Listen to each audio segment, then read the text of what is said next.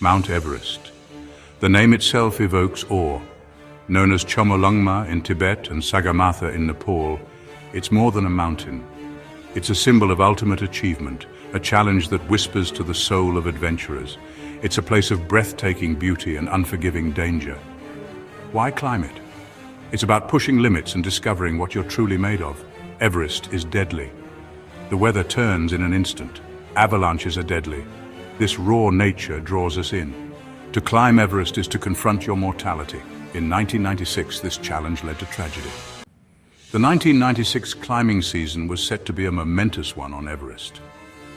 Commercial expeditions were becoming more popular, opening up the world's highest peak to not just elite mountaineers, but also to determined clients willing to pay for a chance at the summit. The mountain was buzzing with activity.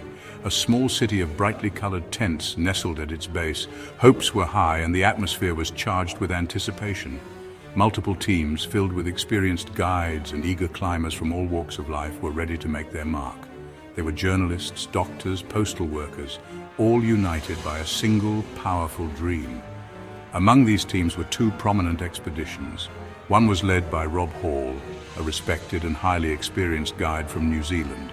His company, Adventure Consultants, had a reputation for safety and success. The other was led by American climber Scott Fisher, a charismatic and incredibly strong mountaineer whose company, Mountain Madness, was a rival to Hall's.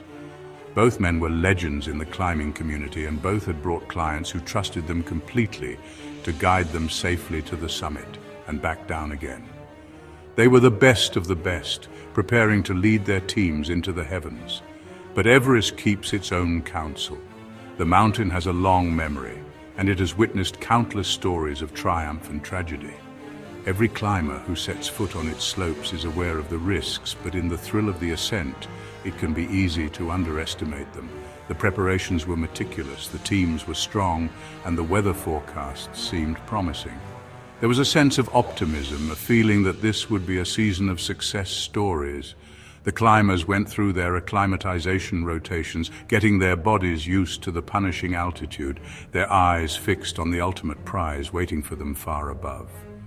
This documentary is the full story of what happened next. We're going to focus on the survivors, on their incredible stories of resilience and the split-second decisions that meant the difference between life and death. This isn't just about a disaster, it's about the human spirit in its rawest form. Through their eyes, we will piece together the events of that fateful day. We will climb with them, feel their excitement, and share in their terror when the mountain revealed its true power. This is the story of the 1996 Everest disaster, a tragedy that would forever change the world of high-altitude mountaineering.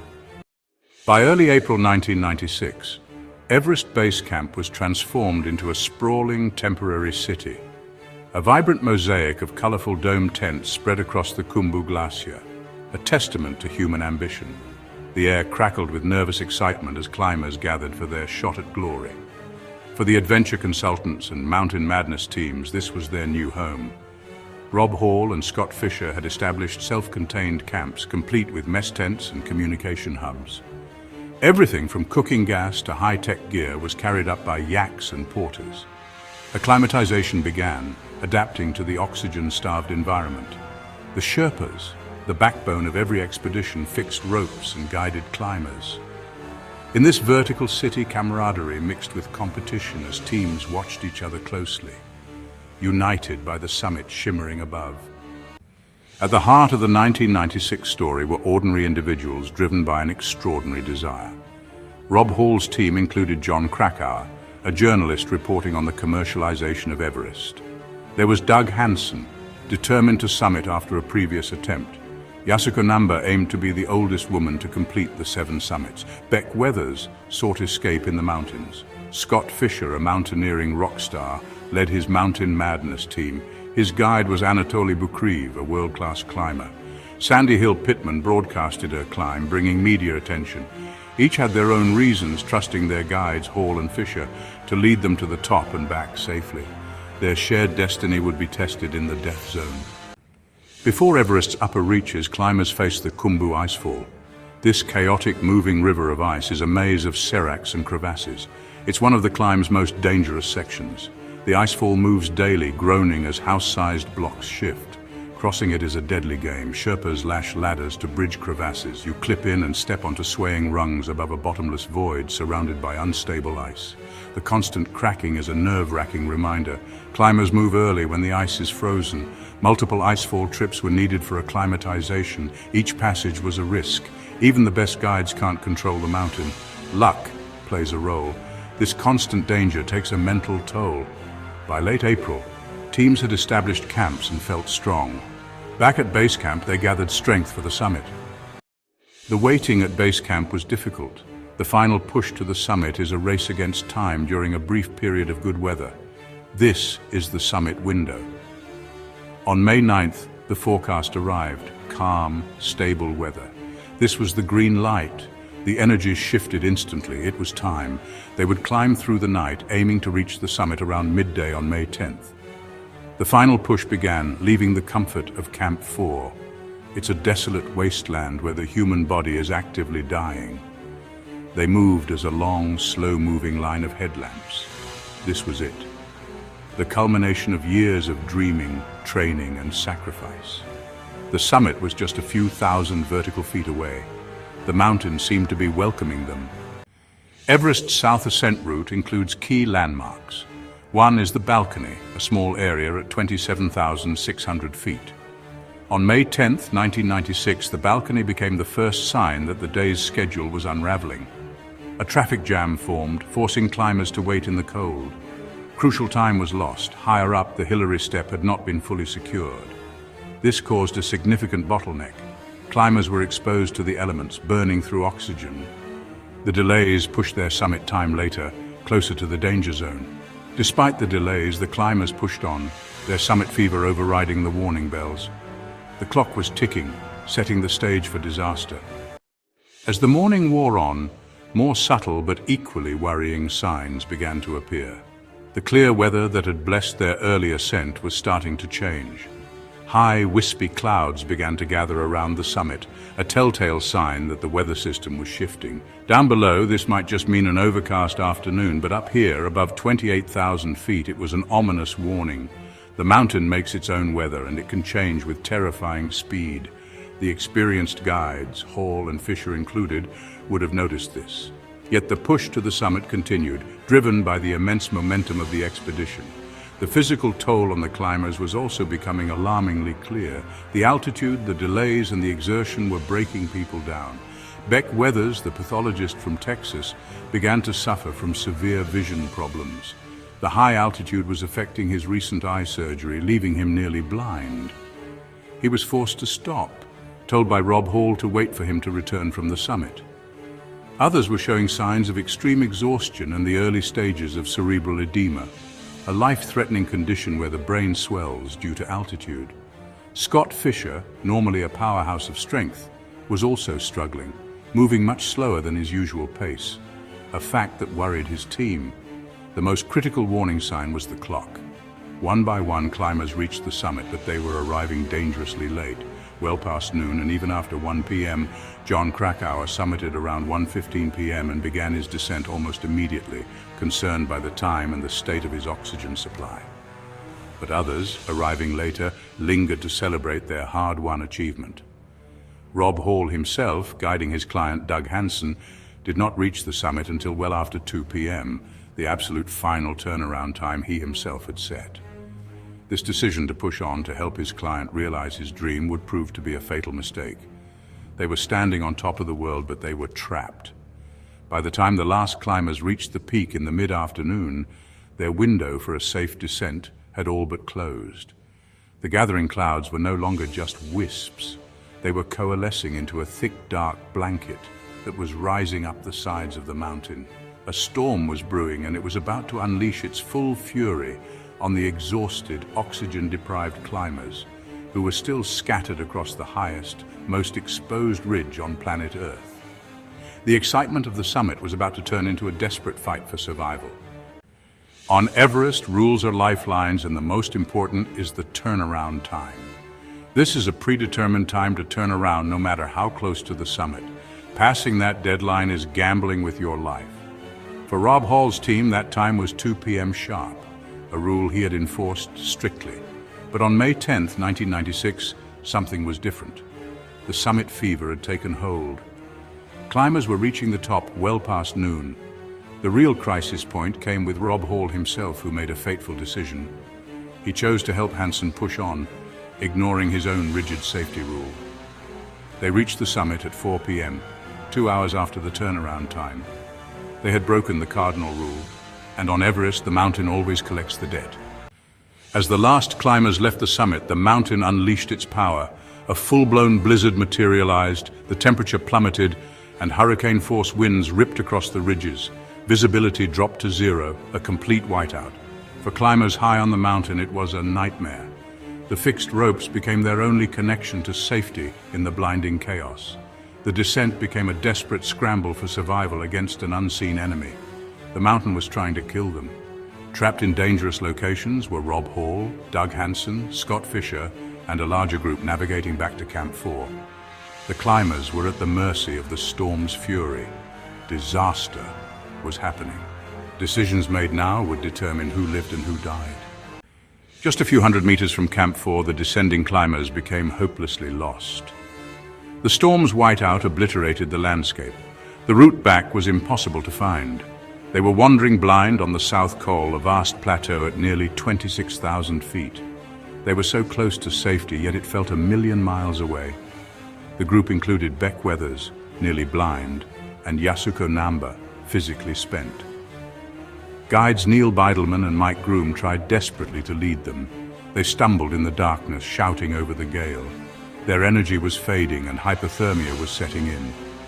Back at Camp 4, Bukreev attempted a rescue. He ventured into the whiteout, searching for the missing climbers. The missing climbers were out there, slowly freezing. Beidelman gathered the strongest and made a desperate push, leaving the weakest behind. While climbers were lost on the South Col, Rob Hall was stranded near the south summit with his client, Doug Hansen. He made radio contact with base camp. Over the next hours, the world listened. Hansen was gone. Hall was alone, too weak to descend. Base camp patched a call to his pregnant wife, Jan, in New Zealand. She spoke to her husband for the last time. His final words were, "I love you. Sleep well, my sweetheart." On the other side, Scott Fisher had also succumbed. The radio calls from Rob Hall eventually ceased. Two of the world's best mountaineers were now gone. Back on the South Col, the situation for the climbers left behind by Neil Beidelman was beyond desperate. Beck Weathers, Yasuko Namba, and a few others were now completely incapacitated by the cold and exhaustion. They were lying in the snow, barely conscious, as the storm relentlessly battered them. They were in the final stages of severe hypothermia. Their bodies were shutting down. With no shelter and no hope of rescue in the continuing blizzard, they huddled together for warmth, a small, frozen knot of humanity against the vast, indifferent expanse of the Col. It was their last instinctual act of survival. As the night wore on, they began to slip away. They were dying.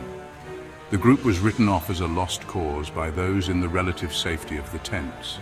The storm was simply too violent for anyone else to venture out. Any rescue attempt would be suicide. The climbers were presumed dead or dying, tragic casualties of the storm. The focus at Camp 4 shifted to helping the few who had managed to stumble back and preventing any more deaths. The huddle in the snow was abandoned to its fate, a grim testament to the power of the mountain on its deadliest day. But then, something incredible happened. A miracle. Anatoly Bukreev, the Russian guide, refused to give up.